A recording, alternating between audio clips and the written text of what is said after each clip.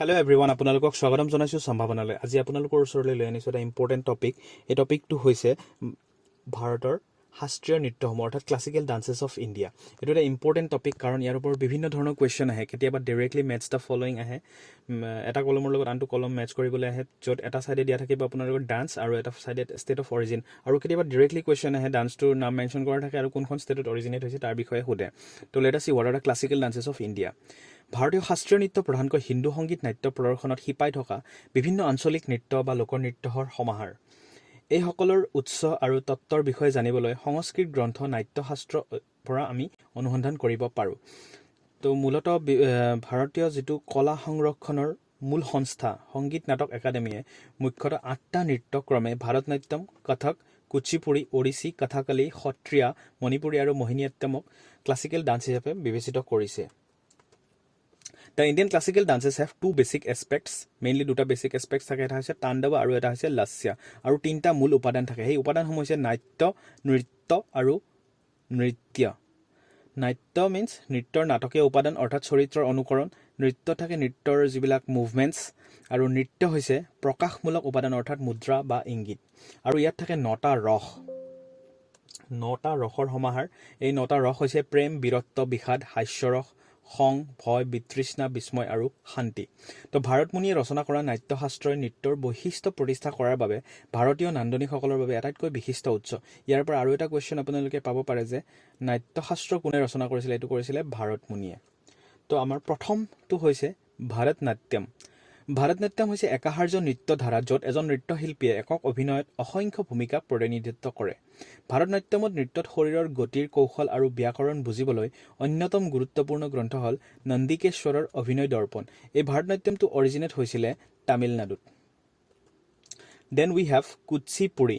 Kuchipudi is the name of a village with a long tradition of dance drama in Andhra Pradesh Krishna district. অন্ধ্ৰপ্ৰদেশৰ কৃষ্ণা জিলাত অৱস্থিত কুচিপুড়ি নামৰ এখন গাঁৱত এই ডান্সটো অৰিজিনেট হৈছিলে, আৰু এই ডান্সটো নৃত্য নাটক হোৱাৰ বাবে ইয়াক দলবদ্ধভাৱে পৰিৱেশন কৰা হয়।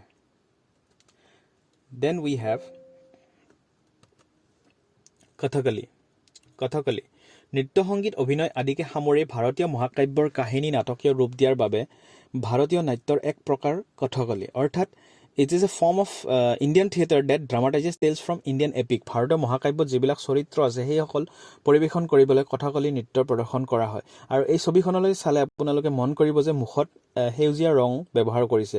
তো কথকলি নৃত্যত মুখত বিভিন্ন ৰং ব্যৱহাৰ কৰে বিভিন্ন মানসিক অৱস্থা আৰু ব্যক্তিত্বক বুজাবলৈ।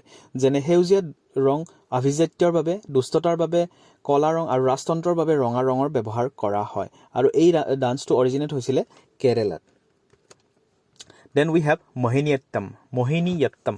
মোহিনী হৈছে বিষ্ণুৰ এটা ৰূপ। যেতিয়া দেৱতা আৰু অসুৰৰ মাজত অমৃত পানৰ বাবে যুদ্ধ হৈছিলে, সেই যুদ্ধখন ভাঙিবলৈ বিষ্ণুৱে মোহিনীৰ ৰূপ ধাৰণ কৰিছিলে। আৰু এই ডান্সটো অৰিজিনেট হৈছে কেৰেলাত, অৰ্থাৎ কেৰেলাৰ পৰা আমি দুটা ক্লাছিকেল ডান্স পাইছোঁ। এটা হৈছে আমাৰ কথকলি আৰু এটা হৈছে মোহিনীঅট্টম। তো এই নৃত্যটো 1709 চনত মাঝামাগলম নাৰায়ণন নামপুত্ৰীৰ মোহিনীঅট্টম নৃত্যটো মেনশ্যন কৰিছিলে তেওঁ নিজৰ গ্ৰন্থত। Then we have Odissi. Odissi ডান্সটো অৰিজিনেট হৈছে উৰিষ্যাত। তো অভিনয়ৰ প্ৰধান বিষয়বস্তু হৈছে ভগৱান বিষ্ণুৰ অৱতাৰ আৰু জয়দেৱৰ গীতা গোবিন্দৰ অংশ। শৰীৰৰ ডিঙি, ধৰ আৰু আঁঠু ক্ৰমে ত্ৰিভাংগা আৰু চকত বিস্তৃত হৈ থাকে। ত্ৰিভাংগাত কেতিয়াবা কুৱেশ্যন আহে, ত্ৰিভাংগাটো কোনটো ডান্সৰ ফৰ্ম হয়? আৰু এইটো হৈছে ওড়িশী ডান্সৰ, আৰু এইটো অৰিজিনেট হৈছিলে উৰিষ্যাত। Then we have Manipuri. তো নামটোৰ পৰাই আমি গম পাইছোঁ এই ডান্সটো অৰিজিনেট হৈছে মণিপুৰত। তো মণিপুৰী নৃত্যৰ শিপা প্ৰাগ ঐতিহাসিক যুগৰ পৰাই আছে, যিটো ইতিহাস লিখাৰ বহু আগৰ। শিৱ আৰু পাৰ্বতীৰ লগতে বিশ্ব ব্ৰহ্মাণ্ড সৃষ্টি কৰা আন দেৱ দেৱীসকলৰ বিষয়ে ইয়াত কিংবদন্তি আছে। এই নৃত্য মণিপুৰৰ অনুষ্ঠান পৰম্পৰাগত উৎসৱৰ সৈতে জড়িত। দেন উই হেভ সত্ৰীয়া নৃত্য। সত্ৰীয়া এইটো এটা ইম্পৰ্টেণ্ট হয় কাৰণ এইটো অৰিজিনেট হৈছে অসমত। তো অসমৰ পৰাও আমাৰ এটা ক্লাছিকেল ডান্স আছে ইণ্ডিয়াত, সেইটো হৈছে সত্ৰীয়া নৃত্য। বৈষ্ণৱ ধৰ্মৰ প্ৰচাৰৰ স্বাৰ্থত শংকৰদেৱে বৈষ্ণৱ সাধু আৰু অসমীয়া সংস্কাৰক 15শ শতিকাত সত্ৰীয়া নৃত্যৰ শৈলীৰ সৃষ্টি কৰিছিল। ধৰ্মীয় শিপা আৰু সত্ৰৰ সৈতে সম্পৰ্ক থকাৰ বাবে এই নৃত্যৰূপক সত্ৰীয়া বুলি কোৱা হয়।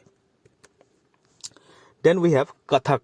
তো কেতিয়াবা মানুহে কনফিউজ হয় যে কথাকালি আৰু কথক দুটা একে বুলি ভাবে কিন্তু দুটা বেলেগ বেলেগ কথাকালিটো হৈছে আপোনালোকে অৰিজিনেট হৈছিলে কেৰেলাত আৰু কথকটো অৰিজিনেট হৈছে উত্তৰ প্ৰদেশ কথক মানে হৈছে শব্দটো কথা শব্দৰ পৰা উদ্ভৱ হৈছে the word Kathak is derive from the word কথা হুইচ মিনছ ষ্টৰী কাহিনী তো 15 আৰু 16 শতিকাত ভক্তি আন্দোলন বৃদ্ধিৰ লগে লগে কথকে বেলেগ ধৰণৰ নৃত্যলৈ পৰিৱৰ্তিত হ'বলৈ আৰম্ভ কৰে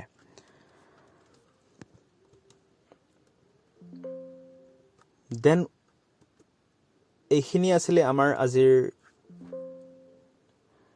ভাৰতীয় শাস্ত্ৰীয় নৃত্যসমূহ আৰু যাৰ বিষয়ে মই অকণমান দিবলৈ আপোনালোকক চেষ্টা কৰিছোঁ ধন্যবাদ